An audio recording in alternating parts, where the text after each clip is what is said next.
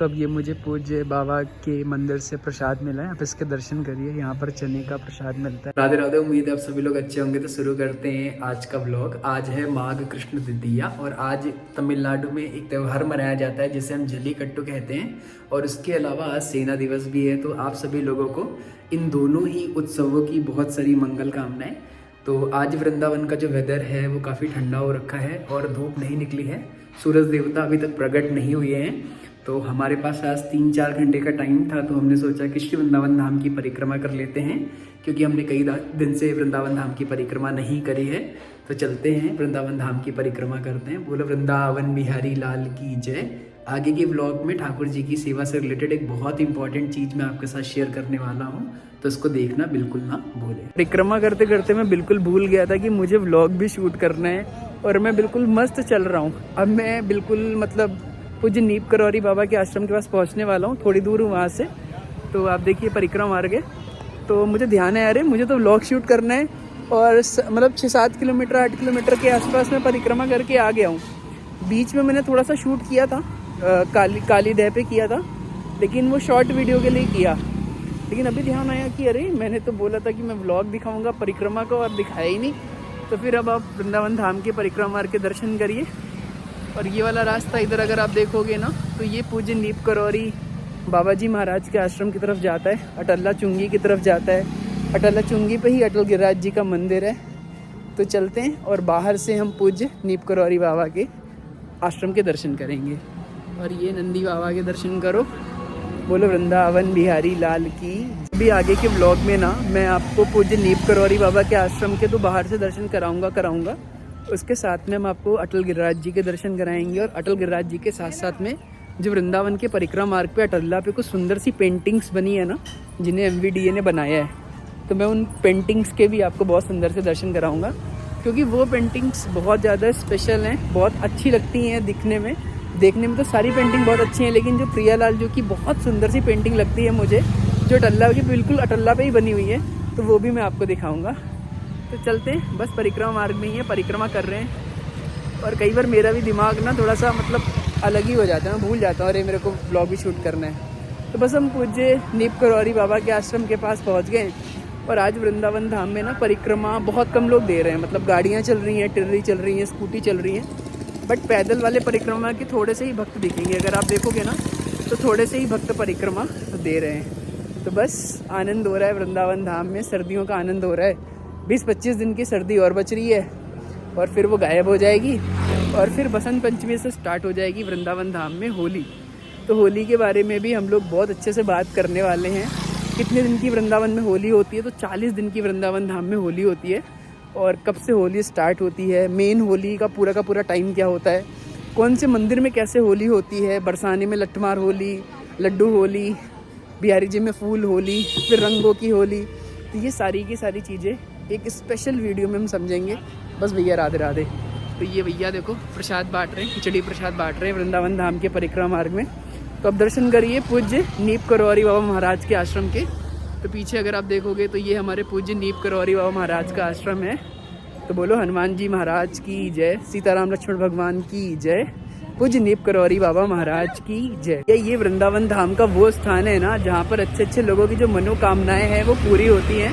तो अभी हम पहुँच गए हैं अटल्ला चुंगी पर हमारे पूज्य नीप करौरी बाबा महाराज के आश्रम के।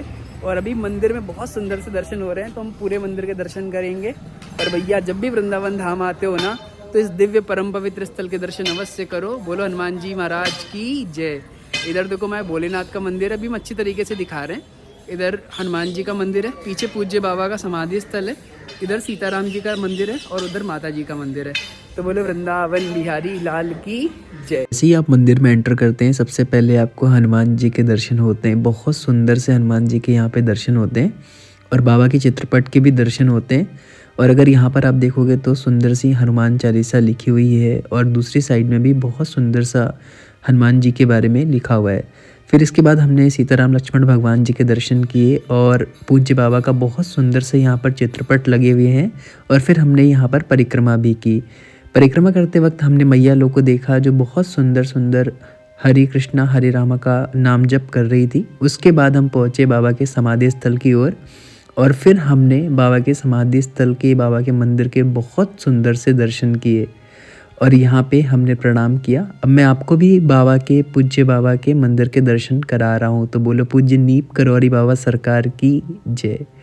बाबा के बारे में तो आप सभी को पता होगा, बाबा के चमत्कारों के बारे में भी सभी को पता होगा कि बाबा ने कितने लोगों ने किसको कहाँ से कहाँ पहुँचा दिया। तो जब भी आपको वृंदावन आने का मौका मिले आप यहाँ के दर्शन अवश्य तो करें। अभी हमने आपको पूज्य बाबा के आश्रम के दर्शन करा दिए, हनुमान जी के मंदिर के दर्शन करा दिए, सीता राम लक्ष्मण जी के मंदिर के दर्शन करा दिए, पूज्य बाबा के मंदिर के दर्शन करा दिए और आश्रम के भी सुंदर से दर्शन करा दिए। अभी हम आश्रम में ही हैं। तो बस मुझे आपसे इतना कहना है कि आज ना टाइम थोड़ा सा कम है, इसलिए पेंटिंग वाली चीज़ आज मैं आपको दर्शन नहीं करा पाऊँगा। किसी और दिन के व्लॉग में मैंने जो आगे आपसे वादा किया है कि पेंटिंग्स दिखाऊँगा वो पूरा कर दूंगा, क्योंकि अगर मैं ऐसे करूँगा ना तो मुझे पहुँचने में भी काफ़ी लेट हो जाएगा।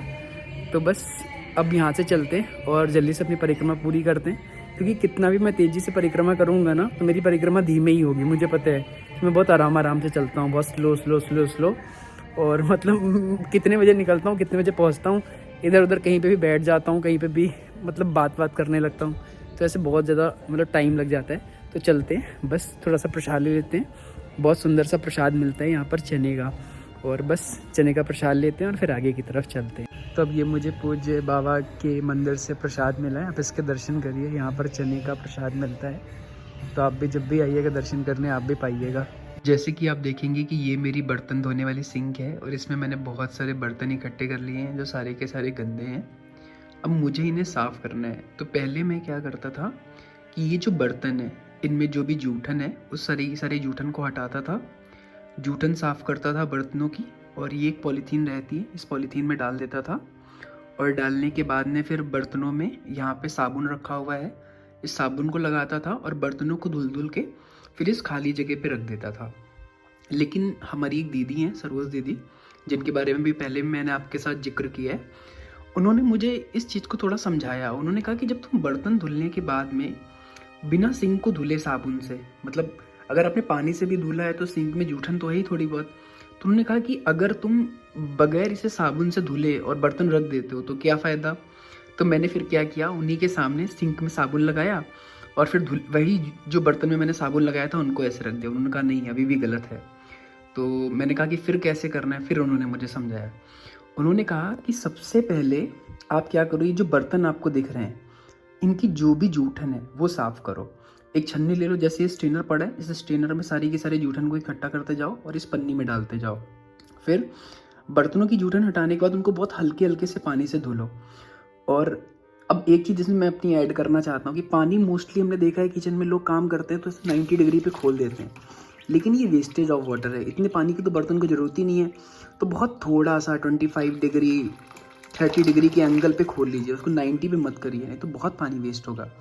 तो फिर क्या करना है, तो उन्होंने बोला कि हल्का सा पानी धीमे से खोल के सारे के सारे बर्तन को ऐसे धुल लो कि उसमें बिल्कुल भी जूठन ना रह जाए, क्योंकि छन्नी से तो आपने छान लिया लेकिन जूठन के कुछ कड़ वगैरह रह जाएंगे ना। मैंने कहा ठीक है कर लिया। तो जब एक एक बर्तन को इस तरीके से आप कर लो, मतलब पानी से ऐसे धुल लो और हल्की हल्की जूठन हटा लो, तो फिर आप इस जगह पर उनको इकट्ठा करो। उसके बाद सिंक में जो भी जूठन हो वो सारी की सारी जूठन निकाल के उसको फिर इस पन्नी में डालो। फिर उसके बाद क्या करना है, फिर इसको पूरा पानी से धो लो और पानी से, और फिर साबुन लगाओ और साबुन से धो लो, पूरा अच्छे से इसको साफ़ कर लो। साफ़ करने के बाद इधर आपने बर्तन रखे हैं जिनमें की जूठन आपने हटा ली है, अब इनमें एक एक करके साबुन लगाओ और इस सिंक में डालते जाओ। जब आप इस सिंक में डाल रहे हो उन बर्तनों को, तो फिर आप टैप को ओपन करो और बर्तनों को धुलो एक एक करके। और धुलते हुए क्या करना है कि एक कपड़ा इस तरीके का हम सभी किचन में यूज़ ही करते हैं, इस कपड़े से, क्योंकि आपने जूठे बर्तनों को यहाँ रखा था तो 2 बार इसको पूरा साफ़ कर लो। अब बर्तनों को धुल के यहाँ पे रखते जाओ। तो मैंने कहा दीदी इतना करना क्यों है, तो कहती क्योंकि हम अपने घर में क्या करते हैं, ठाकुर जी की सेवा में, लड्डू गोपाल की सेवा में बर्तन को यूज़ करते हैं। तो अगर हम इस तरीके से करेंगे ना तभी मतलब सरकार की सेवा में यूज़ करने के लिए बर्तन उपयुक्त हो पाएंगे। तो मुझे लगा कि इसमें तो बहुत टाइम लगेगा, कैसे हो पाएगा। तो उन्होंने ये बात मुझे 8-10 दिन पहले बताई थी, लेकिन इस बात को मैंने 4-5 दिन तक फॉलो किया। तो 3-4 दिन तक बहुत टाइम लगा कि टाइम लग रहा है, ऐसा लग रहा है। लेकिन फिर मैंने देखा कि 5वें-6ठे दिन धीरे धीरे क्या हो रहा है कि टाइम कम होता जा रहा है और लगभग उतना ही टाइम लग रहा है जितना पहले लग रहा था। तो अगर आप भी अपने घर में लड्डू गोपाल जी की, युगल सरकार की, चित्रपट की, स्वामी जी की या फिर श्री हितरवंश महाप्रभु जी की उपासना से, या फिर किसी भी संप्रदाय से जुड़े हैं, आप वैष्णवता को फॉलो करते हैं, तो आप भी कोशिश करिए कि इस तरीके से अपनी सिंक में जो बर्तन हैं उनको धुलिए। हो सकता है बहुत सारे लोग इसी तरीके को फॉलो करते हों बर्तन को धुलने के लिए, लेकिन मुझे लगा कि मुझे आपके साथ शेयर करना चाहिए क्योंकि मुझे नहीं पता था, इसलिए मैंने आज की इस वीडियो में आपके 3 साढ़े 3 मिनट ले लिए।